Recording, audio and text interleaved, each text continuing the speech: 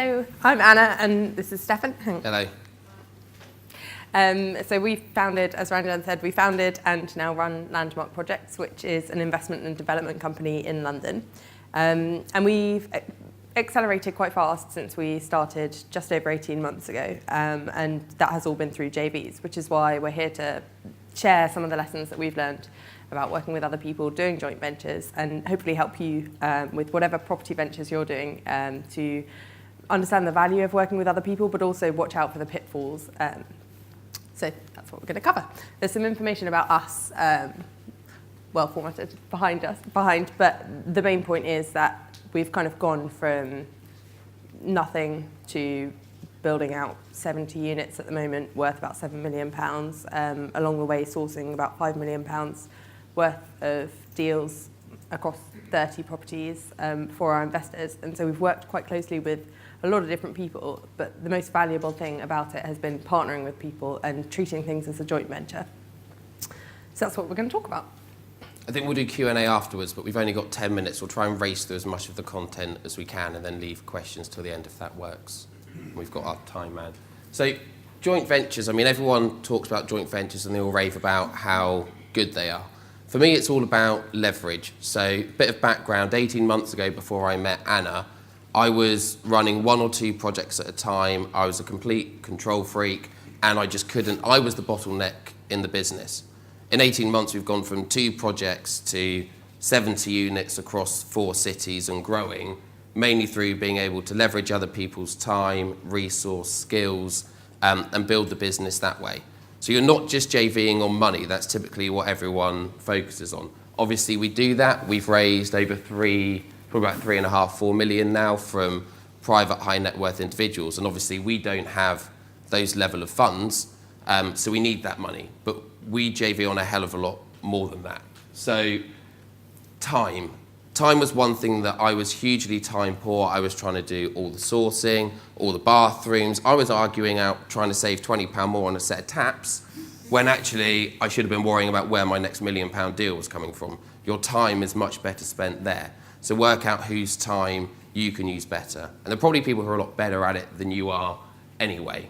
So all of our project managers who now run our sites in other cities are on profit shares, because they know that every pound they save on materials, every week they save us finance costs. We incentivize every project manager as much as we can.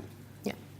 And similarly, where there's someone with a specialist skill, whether it be local knowledge or something like freehold to leasehold title splitting, which we know relatively little about, they know loads about, they can quite easily kind of come in on the deal in some way, whether it be an actual equity share or just an incentive structure, a bonus scheme. So we're quite keen on using the principles behind joint ventures, even if it's not a pure kind of funding versus project management traditional kind of split. And we've done that and it kind of works quite well, even whether it's estate agents or whether it's a consultant of some kind.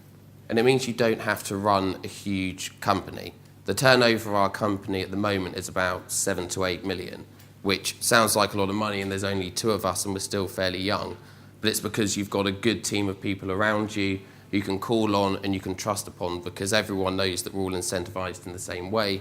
But we don't have to directly employ everyone. We don't have that burden. You don't have the admin, all of that kind of stuff. National insurance, none of that. So all of that makes life a lot easier. If you look at things like knowledge, so there are people who have skills, but there are also people who know their markets. So one of the big questions we get asked is, how do we suddenly go from doing small London developments to doing 20, 30 unit schemes in Stoke or Manchester or Norwich or wherever we're working? That's because we found someone in that area who knows their market. One of them is in this room tonight, has found a good deal. So we've leveraged that knowledge that they have. They were short on money and a bit more experience in the high level stuff. So we've come together and been able to utilise their local knowledge. So there's skills knowledge, local knowledge, and there's so much you can learn from people. I lived in Manchester for 5 years and I'd never been to the place we ended up buying the deal, and I would never have found that deal if it wasn't for those people. I think that's a really good point, which is that by working together with the people that we've worked with on that particular deal and on any deal, is we've all got a bigger share of the pie, because none of us had the pie in the first place if we hadn't worked together. So we've all definitely profited by working together, and that is the principle underlying all of this. Access to deals. So if you, obviously everyone in this room is constantly looking for the next deal, it is very, very difficult to get good deals. London is ridiculously difficult. Some other areas are slightly more easy, but there's still a lot of competition, and you've got to know and build relationships with those people who find and consistently bring you good deals, and do reward them for it, because they will keep coming. There's one guy in this room we've now done 4 deals with, and our relationship works because each time he knows what we're looking for, we've built the relationship up, he knows he's going to get paid, and everything works very well. So don't be scared about paying 10, 15 grand, whatever it is that deal costs you. As long as your model works and the numbers stack and everyone's happy, it's better than having no deal at all. And if you want a flavour, we see about 100 deals a month. We probably like 8 to 10, and we might offer on 1 or 2.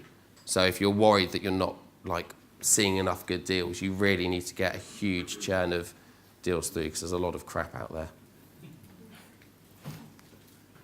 Okay, so why JV? I mean, this is self-explanatory, right?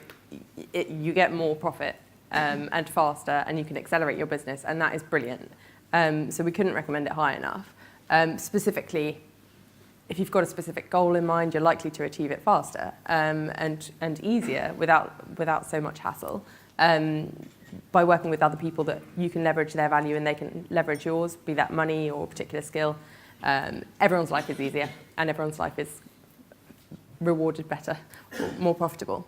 But there are some pitfalls to avoid, and this is definitely not to say that the first person that you meet tonight you should just go and do a JV with, because it's definitely not advisable.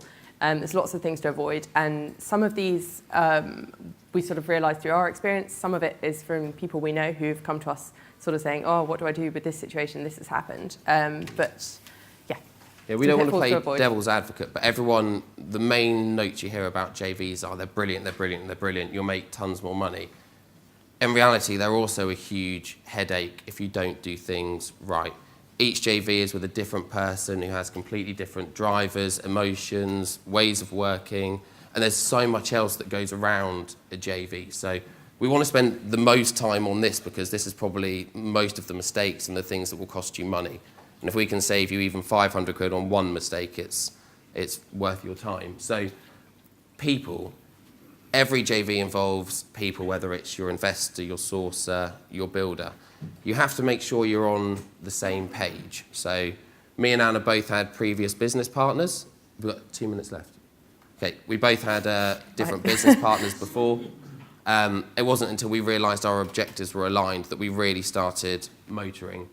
Also, property goes wrong, right, all the time. If you can't sit down with someone and say, we're struggling, they understand, you're on the same page, you can probably have a beer together and you can work through it together, that works. If they're not that kind of person, you're going to struggle.